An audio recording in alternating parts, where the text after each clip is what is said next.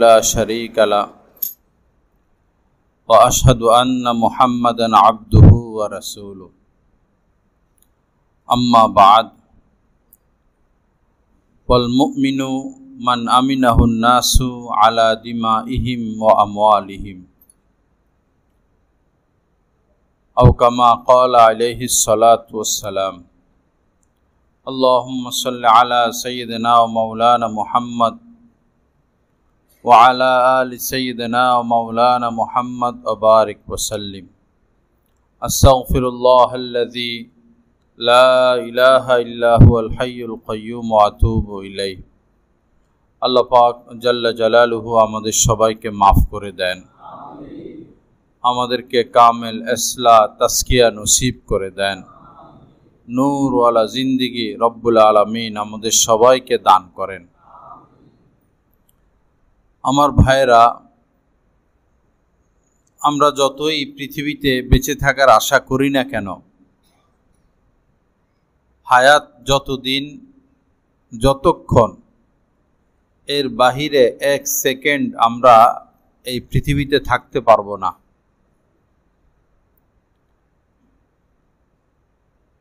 আর যতদিন মানুষ আল্লাহকে ডাকতে থাকবে, আল্লাহকে স্মরণ করবে, আল্লাহ আল্লাহ বলনেওয়ালা থাকবে, অতদিন এ পৃথিবী ধ্বংস হবে না।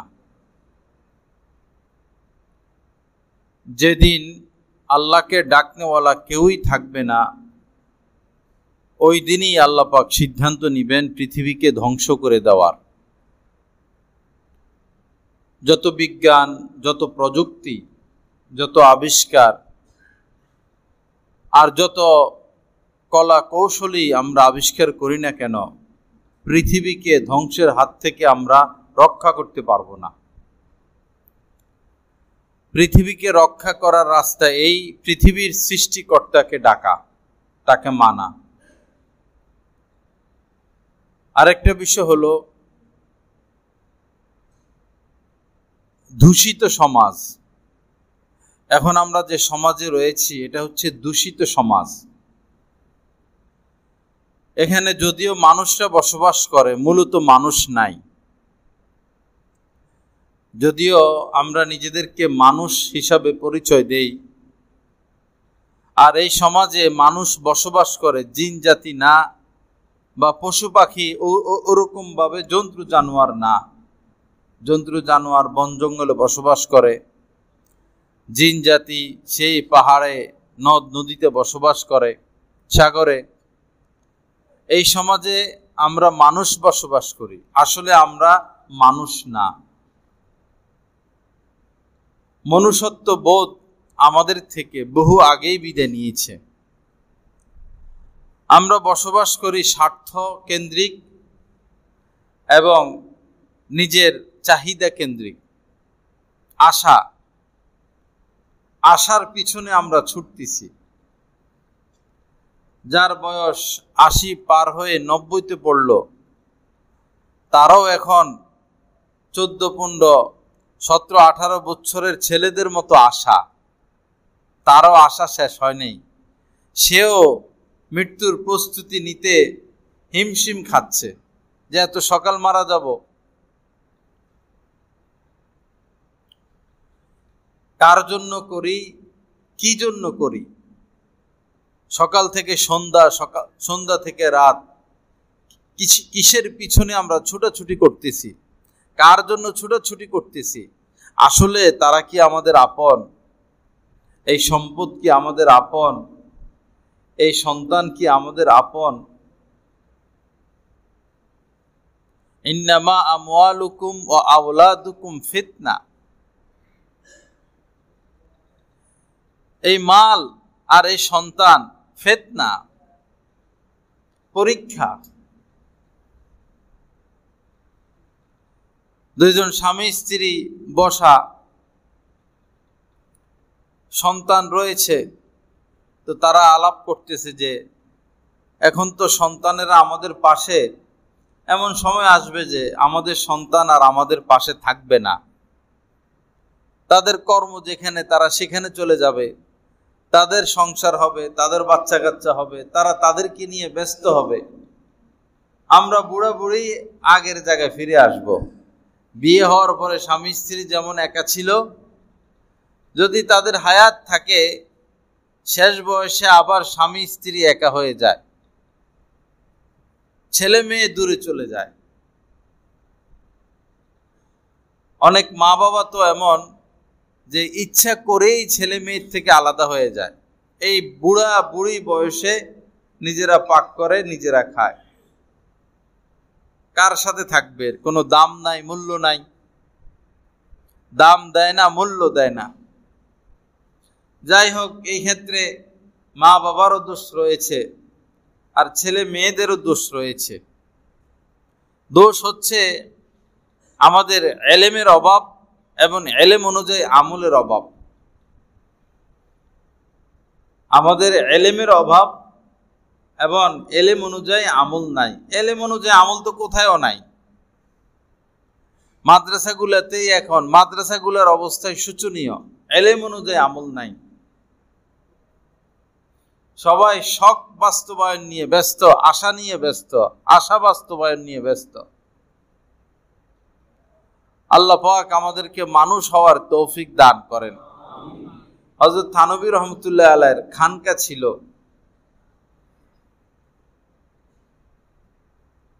ভারতের থানবী এলাকায়। তো হযরত বলতেন যে আমার খানকায় কেউ পীর হওয়ার জন্য আসবা না, শায়েখ হওয়ার জন্য কেউ যেন, পীর মাশায়েখ হওয়ার জন্য কেউ যেন আমার খানকায় না আসে। যারা আসতে চায় আসুক, তাদের নিয়ত থাকবে যে আমি মানুষ হওয়ার জন্য আসতেছি।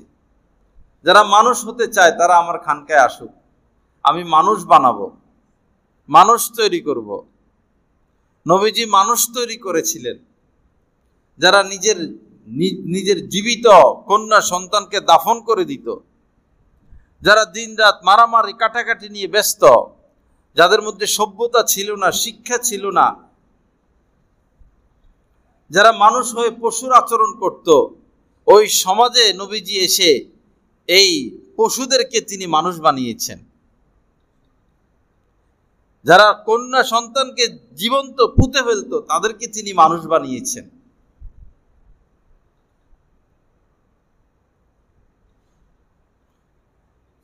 আজকে মানুষ বানানোর লোক নাই, আর মানুষ হওয়ারও লোক নাই।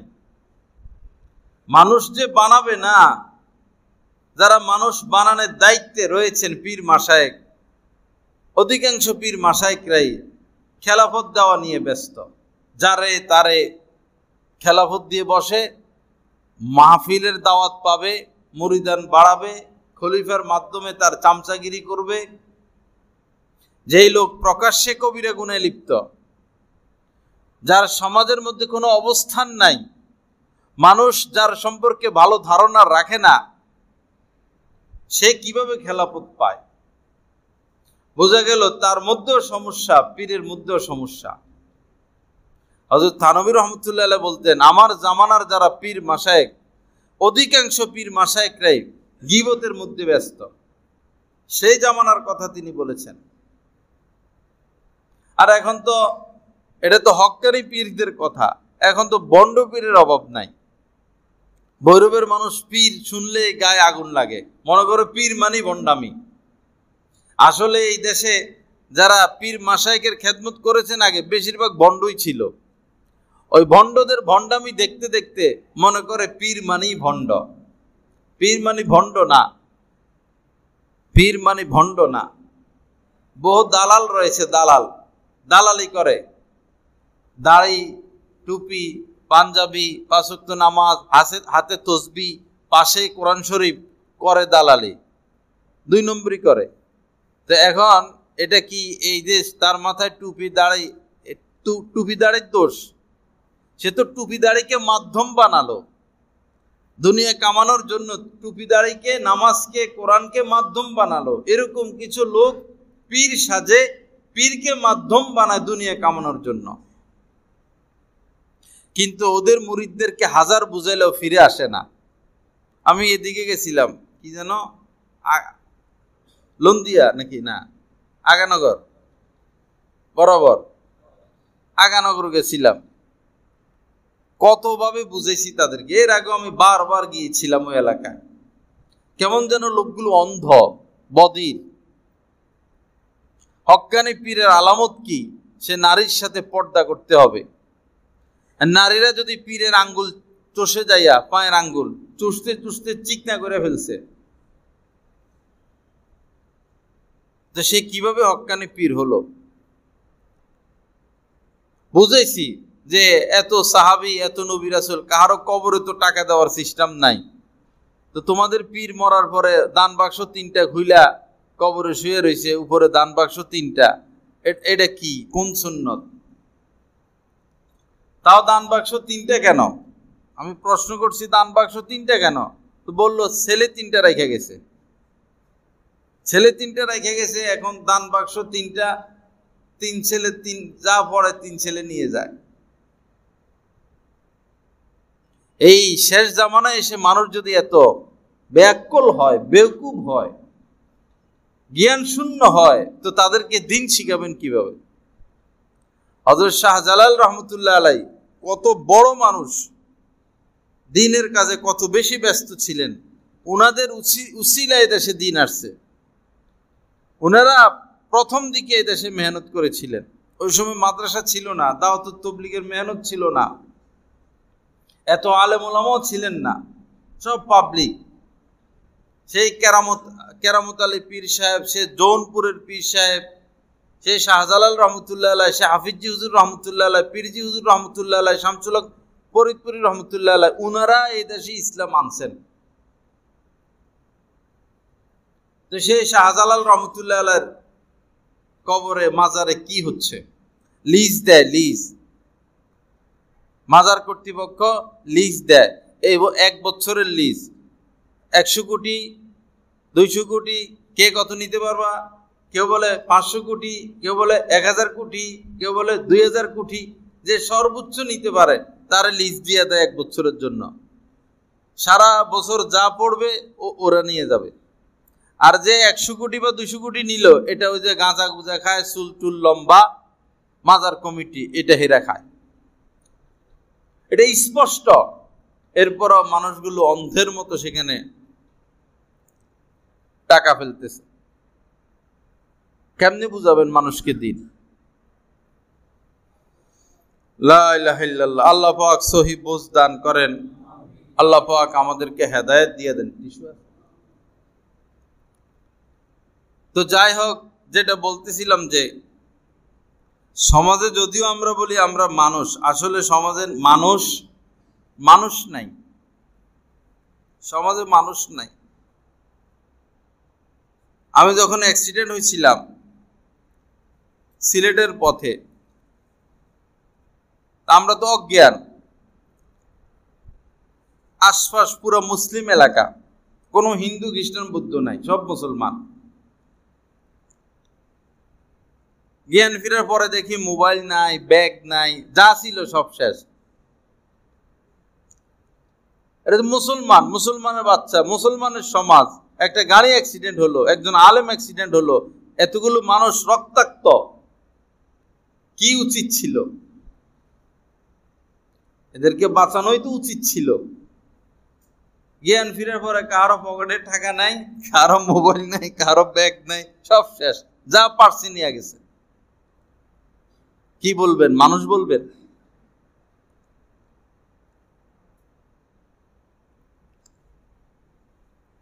গতকালকে আমার সিলেট সফর,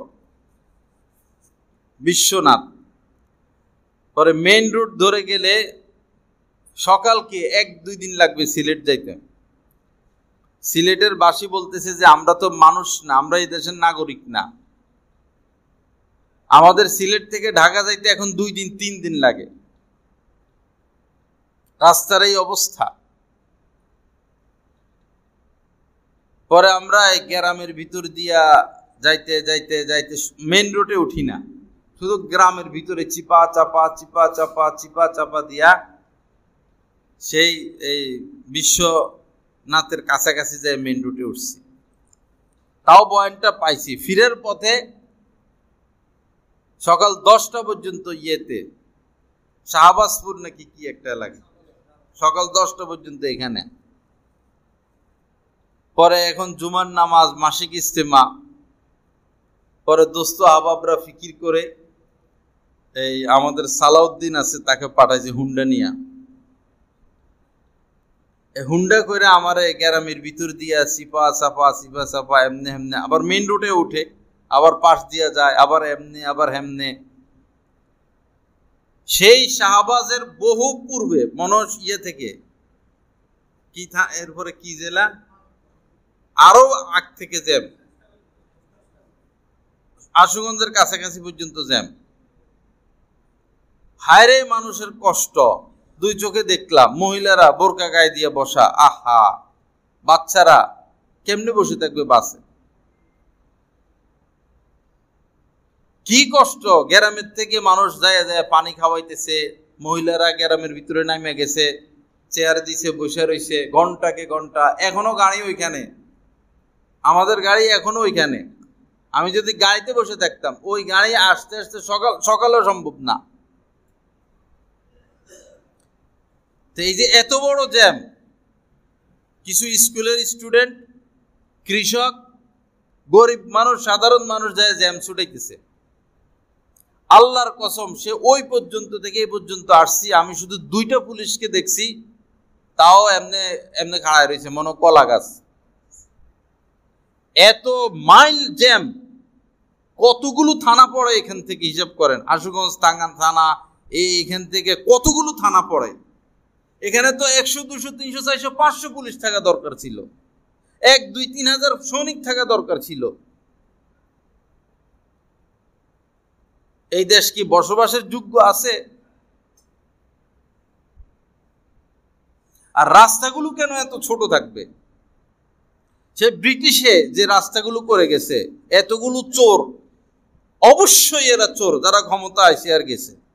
চ্যালেঞ্জ আপনাদের সাথে, এতগুলো চোর ক্ষমতা আইলো আর গেল, নতুন রাস্তা কি বানাইছে দেখান। ব্রিটিশ যে রাস্তাগুলো বানায় গেল, এরপরে কি রাস্তা বানাইছে আমাদের সরকারেরা? যতগুলো সেতু মন্ত্রী এ পর্যন্ত হয়েছে সবগুলো চোর, ডাকাত, লুটপাটকারী, একটাও মানুষের বাচ্চা না। ঠিক বলেন, ভোটটা আপনারাই দিবেন, আবার চোরদেরকে ভোট আপনারাই দিবেন। আপনাদেরকে ফাঁসি দেওয়া উচিত, গুলি করে আপনাদেরকে মারা উচিত। চোর, ডাকাত, মাস্তান, গুন্ডাদেরকে ভোট দেন, নির্বাচিত করেন। এগুলো মানুষের বাচ্চা। এক একটা মন্ত্রী হাজার হাজার কোটি টাকা দেশের থেকে লুটপাট করে। বিদ্যুতের কারণে কত কষ্ট, গ্রামের উসিলে শহর টিকে আছে। গ্রামের উসিলে শহর, গ্রামের মানুষ যদি কৃষিকাজ না করে, আপনারা আটা পাবেন কোথায়, ময়দা পাবেন কোথায়, শান্তি পাবেন কোথায় থেকে? এই গ্রামের মানুষগুলো যখন ঘুমাইতে যায়, কারেন্ট থাকে না। আর এক একটা বিদ্যুৎ মন্ত্রী কত হাজার কোটি টাকার মালিক, এগুলারে 1000 বার ফাঁসি দিল, এদের শাস্তি হবে না। ঠিক নেই, ভোট ঠিকই দিবেন আপনারা, আবার আপনারাই ভোট দিবেন।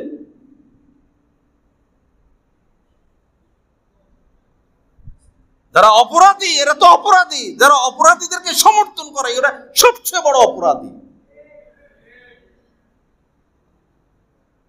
কত কষ্ট মানুষের, চিপা চিপা রাস্তা, চিপা চিপা রাস্তা।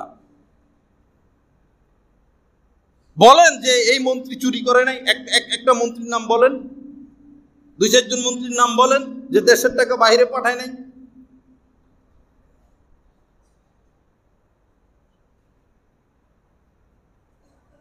কি কষ্ট, কি পেরেশানি। অ্যাম্বুলেন্স গুলো রাস্তায় রাস্তায়, আমি দেখছি অ্যাম্বুলেন্স, কতগুলো অ্যাম্বুলেন্স শুধু প্যাঁ করে, রাস্তা নাই। কতগুলো পুলিশ থাকা দরকার ছিল এখানে।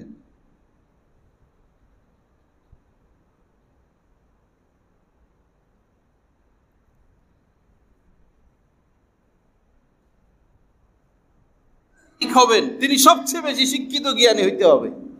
এই যে মুসলিমের মোড়, পৌরসভা থেকে কত কোটি টাকা প্রতি মাসে উঠে চাঁদা, আপনারাই তো চাঁদা দেন। পৌরসভা থেকে তো কোটির উপরে চাঁদা উঠে। এই পৌরসভা থেকে মুসলিমের মোড়ে কি লোক একটা দিতে পারে না? একটা লোকের বেতন কত? একটা লোকের বেতন কত? এখানে একটা পুলিশ বা এখানে পৌরসভা থেকে যদি একটা লোক দিয়ে রাখে, কোনো জ্যাম থাকে না। পরিচালনার অভাব। ট্রাফিক গুলো মুরুক্ষ মার্কা ট্রাফিক, কতগুলো মুরুক্ষ মার্কা লোকটা ট্রাফিক বানায় রাখছে। ট্রাফিক হবে সবচেয়ে শিক্ষিত জ্ঞানী, তার তো সব পরিচালনা করতে হবে। জ্ঞান বুদ্ধি নেই, হাবা বাবা একটা ট্রাফিক বানায় রাস্তায় বসাই দিলে সে গাড়ি পরিচালনা কেমনি করবে? ঢাকা শহর 12 মাস জ্যাম। যখন ছাত্ররা রাস্তায় নামে গেছে, আরো কয়েক বছর আগে ছাত্ররা যখন রাস্তায় নামে গেছে, কোনো জ্যাম নাই। এরা গাড়ি ছাড়তেছে, গাড়ি আসতে দিতেছে, গাড়ি যাইতে দিতেছে, পুরো ঢাকার মধ্যে কোনো জ্যাম নাই।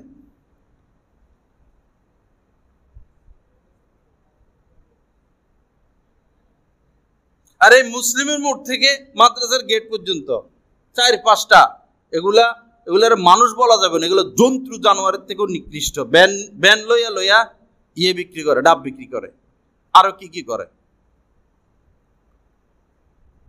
এই এমন ভাবে ভ্যান নিয়ে বসে থাকে, এতগুলো গাড়ি জ্যাম, এতগুলো রিক্সা জ্যাম, প্যাপু মনে হয় এরা প্রেসিডেন্টের বাচ্চা, এমন ভাবে বসে থাকে। আর এই এলাকায় একজন মানুষ নাই এদেরকে একটা কথা বলার মতো, একজন লোক নাই। সবটি বোবা হয়ে গেছে এলাকার। এদেরকে ঠাস দুইটা থাপ্পড় মারতে পারে না গালের মধ্যে। তোর বাপের রাস্তায় তুই বসে ডাব বিক্রি করস।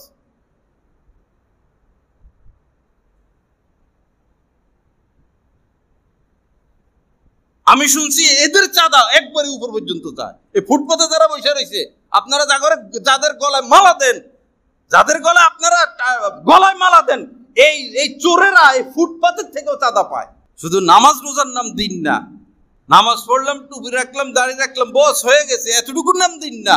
তা'মুরুনা বিল মা'রুফ ওয়া তানহাউনা আনিল মুনকার কুনতুম খায়রা উম্মাতিন। আমরা শ্রেষ্ঠ জাতি। শুধু শ্রেষ্ঠ জাতি কই লাফাইলে হবে না।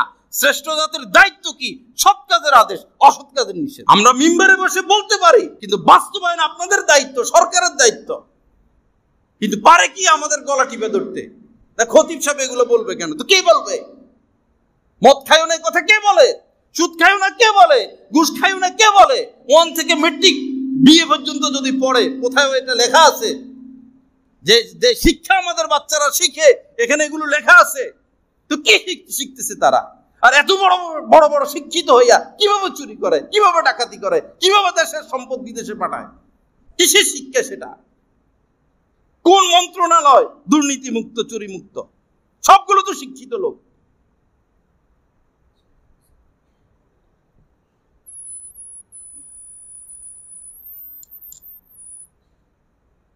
একজন মন্ত্রী, তার কত সম্মান, কত ইজ্জত, তার চেয়ারটার কত দামি। মন্ত্রী হয়েছে, সে সুদ খাইতে পারে, সে জিনা করতে পারে, সে আকাম কুকাম করতে পারে, কিন্তু সে চুরি করতে পারে না। চুরির মতো নিকৃষ্ট কাজ একজন মন্ত্রী, একজন এমপির জন্য সাজে না। এর চেয়ে নিকৃষ্ট কোনো কাজ নাই। এরা সব শিক্ষিত, এরা ডক্টর হয়ে বসে রয়েছে আর করে চুরি। এই যদি হয় দেশের অবস্থা, এই দেশে বসবাসের কোনো অবস্থা থাকবে না ভবিষ্যতে। 3 দিন লাগে এখন সিলেট থেকে ঢাকা যাইতে।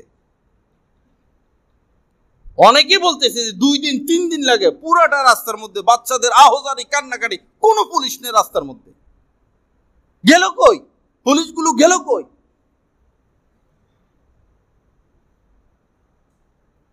সব জ্যাম লাগা, ওভারটেক।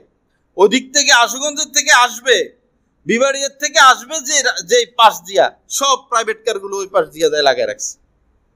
আসবে কেমনে? সব ওভারটেক, বিশেষ করে প্রাইভেট কারে ওভারটেক লাগায়। রাস্তা তো চিপা, এক পাশ দিয়ে আসবে, এক পাশ দিয়ে যাবে। যে পাশ দিয়ে আসবে ওই পাশ দিয়ে যদি ওভারটেক করে যে লাগায় রাখে, তো ওই পাশের গাড়িগুলো আসবে কিভাবে? নেড়ে ধরে তো গুলি করা উচিত। যে প্রথম গেল ওভারটেক করে, আসার পথে যে আটকেলো, এদেরকে তো ঠাস করে মারা উচিত। কয়েকটারা যদি পিঠে হাত পা ভাঙিয়ে দিত, তো এই সাহস আর করতো না। পিড়াইতে গেলে দেখবো যে নেতার গাড়ি, পিড়াইতে গেলে দেখবো যে নেতার গাড়ি, সভাপতির গাড়ি, সেক্রেটারির গাড়ি, অমুক নেতার গাড়ি, থমুক নেতার গাড়ি। এই জ্যামের মূল কারণ হচ্ছে প্রাইভেট কারগুলো, হাইসগুলো, নুহাগুলো। এরা ওই লাইনে সিরিয়ালে দাঁড়িয়ে থাকতে পারে না। জ্যাম লাগলে লাইনে থাকে না, বাইরে হয়ে যায়, ওভারটেক করে যায়, বস পেস লাগাই দেয়। যার যতটুকু সমর্থন আছে, যার যতটুকু পরিধি, যার যতটুকু এরিয়া, বাবা সৎ কাজের আদেশ, অসৎ কাজের নিষেধ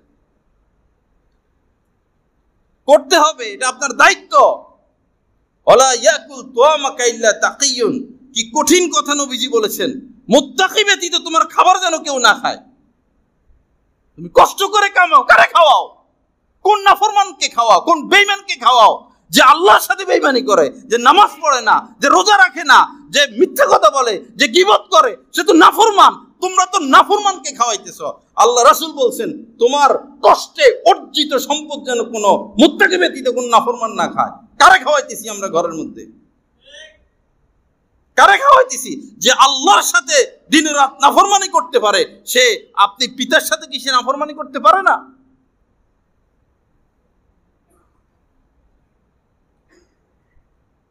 লা তুসাহিব ইল্লা মুমিনা, মুমিন ব্যতীত কাউকে বন্ধুরূপে গ্রহণ করবা না। ওয়ালা ইয়াকুল তুআমাকা ইল্লা তাকিয়ুন, মুত্তাকি ব্যতীত কেউ যেন তোমাদের খাবার না খায়। মুত্তাকি বানাইছি আমাদের ঘরের লোকদেরকে। কয়জন সন্তান প্রতিষ্ঠিত হয়ে মা বাবার সাথে আছে, হিসাব নেন সমাজে। কয়জন সন্তান প্রতিষ্ঠিত হয়ে মা বাবার সাথে আছে, মা বাবার খেদমত করে, দ্বীনের সাথে আছে, মসজিদ মাদ্রাসার সাথে আছে, আলেম উলামাদের সাথে আছে। কোথায়? এমন ভাবে সেই উত্তরা, সেই বিএপি এলাকাগুলোতে এমন ভাবে বাচ্চারা বড় হচ্ছে যে এরা যে মুসলমান নাকি সেই খবরও নাই। আর আগের সরকার তো ইসলাম ধর্ম উঠিয়ে দিছে, একদম উঠিয়ে দিছে। সাজা কি পাবে না? এত হাজার হাজার মুসলিম বাচ্চারা দিন শিখবে, ইসলাম শিখবে, এই চোরেরা, এই ডাকাতেরা, এই লুণ্ঠনকারীরা ইসলাম ধর্ম উঠেছে, এদের উপরে খোদার গজব পড়ছে আর পড়তে থাকবে।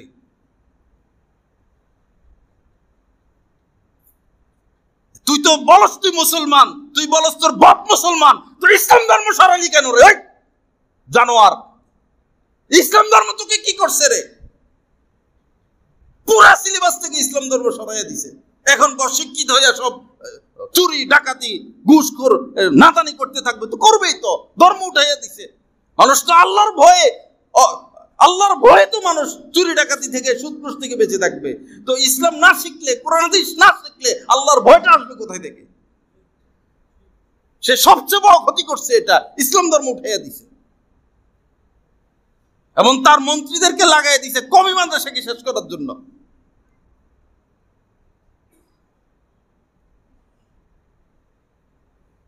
কিন্তু আপনাদের কারো অন্তর থেকে তার প্রেম দূর হয় নাই। আপনারা আরো পাগল হয়ে গেছেন, তার জন্য আরো পাগল হয়ে গেছেন।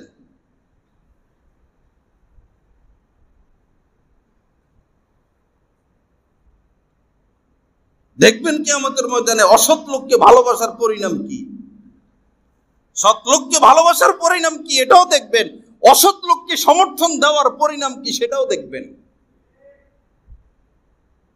কোনো কিছু ছাড় হবে না, সব হিসাব নিকাশ হবে কিয়ামতের ময়দানে। গতকালকে এই বিষয়ে আমার বয়ান ছিল সিলেটে, ওর একজন প্রফেসর বসা ছিল আমার সাথে। উনি বলল যে আমরা তো 40টা হাদিস মুখস্থ করছি। প্রফেসর বলতেছে যে ওই সময় সিলেবাস এগুলো ছিল, আমি 40টা হাদিস মুখস্থ করছি। কি সুন্দর সুন্দর নবীজির ঘটনাগুলো ছিল, সাহাবা ইকরামের ঘটনাগুলো ছিল। মুসলমান কবি নাই, সব হিন্দু কবিদের ঢুকায় রাখছে। মনে হয় দেশে মুসলমান কবি নেই, সব হিন্দুদের প্রবন্ধ। কেন কেন কেন মুসলমানদের দেশে সিলেবাস কেন এরকম হবে? কেন আপনাদের চোখ কান খোলে না? বাংলাদেশের বই ছাপা যায় ভারতে, কেন? এই দেশে কি ফটোকপি নাই, মেশিন নাই? ইন্ডিয়া যায় বই ছাপাবে কেন? আস্তাগফিরুল্লাহাল্লাযী লা ইলাহা ইল্লা হুয়াল হাইয়ুল কাইয়্যুম ওয়া আতুবু ইলাইহি। আল্লাহ আমাদেরকে মাফ করে দেন, ভালো মানুষকে মহব্বত করার তৌফিক দান করেন, ভালো মানুষদের সাথে থাকার তৌফিক দান করেন। আল মারউ মাআ মান আহাব্বা, যে যাকে মহব্বত করবে তার হাসর তার হবে, তার সাথে তার হাসর হবে। মাতা সাআ, এক সাহাবী এসে বললেন, ইয়া রাসূলুল্লাহ, কিয়ামত কবে হবে? নবীজি বললেন, 9 লাখ। কিয়ামতের খবর নিতে আসছো? মা আদাত্তা লাহা, প্রস্তুতি কি নিছ? কিয়ামতের খবর নিতে আসছ, কবে কিয়ামত হবে, প্রস্তুতি কি নিছ? আল্লাহ সাহাবী বললেন, ইয়া রাসূলুল্লাহ, কোনো প্রস্তুতি নেই। মা আদাত্তু লাহা, কোনো প্রস্তুতি নিতে পারি নাই। তবে আমি আল্লাহ এবং তার রাসূলকে মহব্বত করি। কি কথাটা বললেন? আল্লাহ এবং তার রাসূলকে মহব্বত করি। নবীজি এত খুশি হয়েছেন, খুশি হয়ে এমন কথা বলছেন, এই কথা শোনার পর সাহাবায়ে কিরাম ইতিপূর্বে আর এত খুশি হয় নাই এই কথা শুনে যতটা খুশি হয়েছে। ইসলাম গ্রহণের পর কোনো সাহাবী এত খুশি হয় নাই নবীজির মুখ থেকে কথাটা শুনে যতটা খুশি হয়েছে। কি বলছেন? আনতা মা মান আহবাবতা, তুমি যাকে ভালোবাসো, তোমার হাসর মৃত্যুর পরে তুমি তারই সাথে থাকবা, তারই সাথী হইবা। কাকে আমরা মহব্বত করি? আমাদের যুবক ছেলেরা ওই নর্তকী, ওই নায়িকা, গায়িকা এগুলার পছন্দ করে। মেয়েরা অমুক নায়ক তার প্রিয়, অমুক গায়ক তার প্রিয়, ছেলেরা অমুক নায়িকা প্রিয়, অমুক নর্তকী প্রিয়। এগুলার একটার চরিত্র ভালো? টাকার কাছে যারা ইজ্জত বিক্রি করে দেয়, এটা পশুর থেকে নিকৃষ্ট। ছেলে মেয়েদের যে চারিত্রিকে অবনতি, এই নায়ক নায়িকারা প্রথম নম্বরের দায়ী। সিনেমাগুলো দায়ী। ঢাকা শহরে তো ভৈরবের পরিবেশ তো আলহামদুলিল্লাহ ভালো হয়েছে। জায়গায় জায়গায় আমি বলি সিনেমার পোস্টার ঠাস করে ছেড়ে ফেলবেন। তার বাপের জায়গায় সে লাগাইছে সিনেমার পোস্টার। আমি আসার পরে তো জায়গায় জায়গায় দেখতাম ফিলের ল্যাংটা মহিলা জড়ায় ধরে রাখছে, এরকম করে ধরে রাখছে, এরকম করে ধরে রাখছে। জায়গায় জায়গায় বলছে ঠাস করে ছিঁড়ে ফেলবা যদি ইমান থাকে ভিতরে। আলহামদুলিল্লাহ এখন নাই এলাকায়। কুলিয়ার চরে যায় দেখছি, বয়ানে বসছি, চতুর্পাশে সিনেমার পোস্টার। এটাই ওয়াজ দিছি, ছিঁড়ে ফেলবেন যদি ইমান থাকে। এগুলোর মালিক তো সে না, সে তো অন্যায় করছে। ঢাকা শহরে আপনি মেয়েকে নিয়ে বাইর হবেন, বিশাল বড় সিনেমার পোস্টার, উলঙ্গ মেয়ে, এ জড়ায় ধরে রাখছে, এরকম এরকম ওরকম। স্ত্রী নিয়ে বাইর হবেন, সন্তান নিয়ে বাইর হবেন, পরিবেশ নাই, পরিবেশ নাই। কিভাবে সম্ভব মা, মেয়ে, ছেলে, বাবা, ভাই বোন, পরিবারের লোক একসাথে বসে বসে সিনেমা দেখে? কিভাবে সম্ভব? এত অশ্লীলতা। যখন গান গায়, নাচানাচি করে, এই অশ্লীলতাগুলো পরিবারের লোক একসাথে বসে দেখে কিভাবে? হায়রে লজ্জা গেল কোথায়? বাবা মেয়ে বসে কিভাবে এগুলো দেখে? মার ছেলে বসে দেখে কিভাবে এগুলো? গেল কোথায় লজ্জা? কেন এত বেহায়া আমরা? কেন এত নির্লজ্জ? কিভাবে সম্ভব পরিবারের লোক একসাথে বসে এই নাটক, ছবিগুলো দেখা, সিনেমা দেখা, নাচানাচি দেখা? যার হায়া উঠে যায় তার ঈমানও শেষ হয়ে যায়। ইন্নাল হায়া ওয়াল ঈমানা কুরানাউ জামিআ। নবীজি বলেছেন নিশ্চয়ই ঈমান, হায়া, লজ্জা এবং ঈমান সহ অবস্থান, পাশাপাশি থাকে। ফাইযা রুফিয়া আহাদুহুমা রুফিয়াল আখার। কেউ যদি নিজের থেকে একটা উঠাইয়া দেয়, দ্বিতীয়টা তার থেকে এমনি বিদায় নিবে। যেমন বিধর্মীরা ঈমান উঠাইয়া দিছে, তাদের হায়া শেষ, উলঙ্গ থাকে। তাদের সিলেবাস আমেরিকার সিলেবাসে আছে, 4, 5, 6, 7 এর মেয়েদেরকে, ছেলেদেরকে পড়ায়। তুমি সিদ্ধান্ত নিবা তুমি কি, তুমি ছেলে না তুমি মেয়ে, তুমি নিজের সিদ্ধান্ত নিজে নিবা। পরে মেয়ে তার ছেলে হইতে মন চায়, পরে অপারেশন করে তারা ছেলে বানায়। ছেলে তার মেয়ে হইতে মন চায়, অপারেশন করে তারা মেয়ে বানায়। এই হচ্ছে এখন পাশ্চাত্যের কালচার। এখন লজ্জাস্থানে না একজন আরেকজনেরটা লাগাবে, বডি কি লাগাইতে পারবে? মানসিকতা কি পরিবর্তন করতে পারবে? দেহ কি পরিবর্তন করতে পারবে? একটা ছেলে মেয়ে হইলে কোন পাগলের বিয়ে করতে আসবে? এই চলতেছে এখন পাশ্চাত্য বিশ্বে। আর আমরা আমাদের ছেলে মেয়েদেরকে এগুলা শিখানোর জন্য আর ওই দেশের পাশ্চাত্য এই দেশে আনার জন্য আমরা লাফালাফি করতেছি। কি গর্ব গৌরবের সাথে আমার ছেলে আমেরিকা যায় ডক্টরেট অর্জন করতেছে, এই করতেছে, এই করতেছে, কি ডক্টরেট অর্জন করতেছে। এই দেশের শিক্ষা প্রতিষ্ঠানগুলো ঠিক করেন আপনারা। কলেজ ভার্সিটি কিসের রাজনীতি? এটা পড়ালেখা করবে। বিদেশে ভার্সিটিতে রাজনীতি আছে? ইউরোপ, আমেরিকা, রাশিয়া, ভারতের কথা ধরেন, মোবাইল ফোন দেয় না তারা ভার্সিটিগুলোতে। পড়ালেখা করো, পড়ালেখা করো, মেয়েদেরকে আলাদা, ছেলেদেরকে আলাদা। টাচ মোবাইল কি, ছোট মোবাইল দেয় না। কোনো রাজনীতি নেই, পড়ালেখা, পড়ালেখা, পড়ালেখা, পড়ালেখা। কি কি গুরুত্বের সাথে সরকারিভাবে পড়ালেখাগুলো তারা চালায় যাচ্ছে। আর আমাদের দেশের সরকাররা রাজনীতি ঢুকিয়ে দিচ্ছে। ও এরশাদ বেচারা বলছিল ছাত্র রাজনীতি নিষেধ, এই কারণে নামাই ছাড়ছে তারাই। তার কথাই সঠিক ছিল। রাজনীতি আর পড়ালেখা একসাথে হয় না, পড়ালেখা রাজনীতি একসাথে হয় না। ইসলাম ছাড়া কোনো বিকল্প নাই এই দেশের মধ্যে। ইসলামী সরকার আসলে টোটালি রাজনীতি বন্ধ। পড়ালেখা করো তোমরা। Touch mobile free, wifi line free, বসে বসে আড্ডা দিতেছে, গল্প করতেছে গাছের ফাঁকে ফাঁকে, সন্ধ্যার পরে কত কিছু হয়, দেখার কেউ নাই। আর মাদ্রাসায় যদি ঘটনা একটা ঘটে, মাদ্রাসা কি সব ফেরেশতা থাকে? একটা দুইটা ঘটনা ঘটতে পারে না? একটা দুইটা ঘটনা যদি মাদ্রাসাগুলোতে ঘটে, সারা পৃথিবী উতাল পাতাল করে ফেলায়, নেট গরম করে ফেলায়। হে অমুক মাদ্রাসায় এই হয়েছে, দেখছো কত খারাপ, দেখছো কত খারাপ।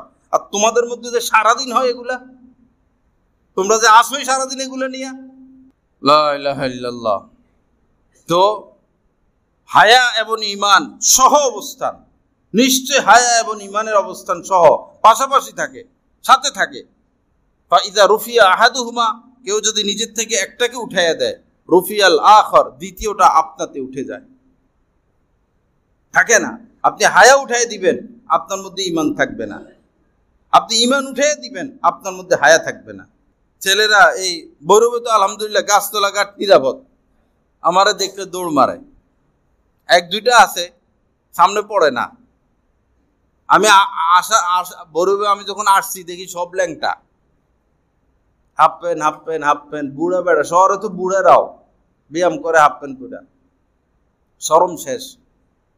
35-40 বছরের মানুষ হাফ প্যান্ট পরে ব্যায়াম করে। আলহামদুলিল্লাহ এলাকার পরিবেশটা তো সুন্দর হয়েছে। কৃতজ্ঞতা তো নাই, কৃতজ্ঞতা নাই, সহযোগিতা নাই। ভুলটা ধরার পিছনে লাগা রয়েছে, এই ভুল করছে, এই ভুল করছে, ওই ভুল করছে। ভুলটা কি কোরআন হাদিস মোতাবেক হয়েছে কিনা সেটা না বলবেন। ওদিকে এক এলাকায় গেছি, ঘরে ঘরে বাচ্চারা, 13-14 বছরের বাচ্চারাও ইয়েবা, ঘরে ঘরে ইয়েবা। এই পরিবেশ হয়ে গেছে। ফিউ পায়।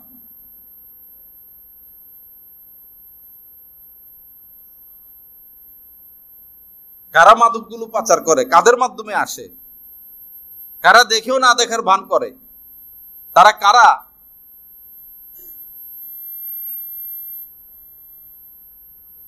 আল্লাহ আমাদেরকে মাফ করে দেন, সহি বুঝ দান করেন।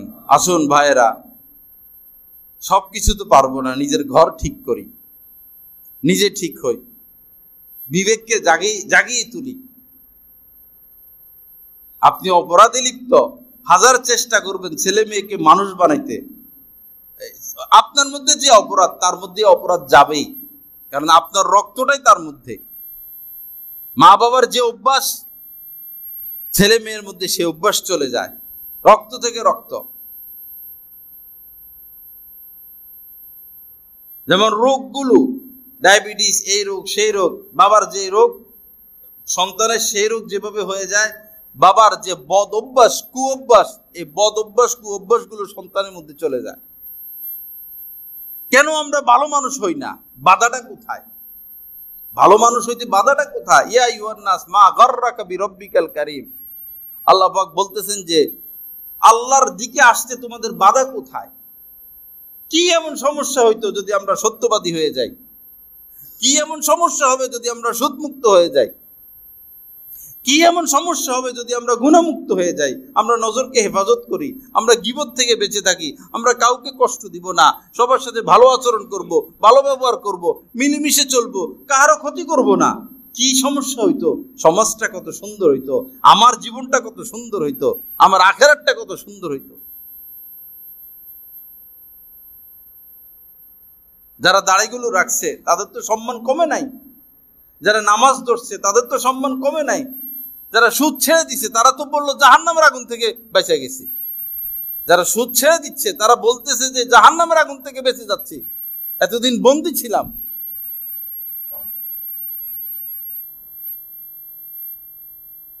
সুদ ছাড়তে হলে যদি আপনাকে কামলা দিতে হয় কামলা করবেন, রিক্সা চালাইতে হলে রিক্সা চালাবেন, জুতার কাজ করবেন।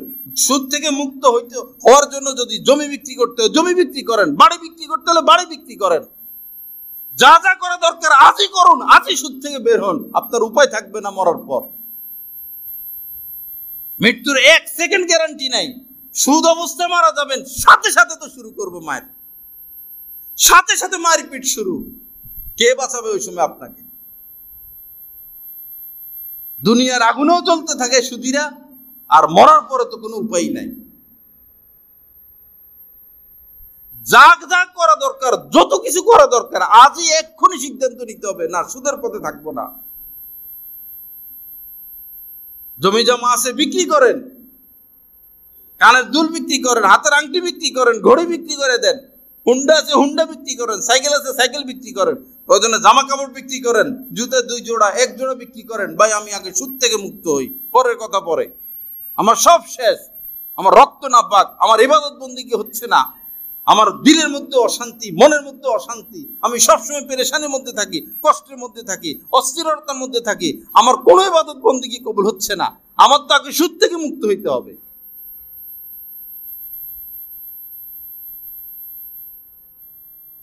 ছেলে মেয়েগুলো অমানুষ হচ্ছে কারণ ওই হারাম খাচ্ছে, স্ত্রী কথা শুনে না হারাম খাচ্ছে।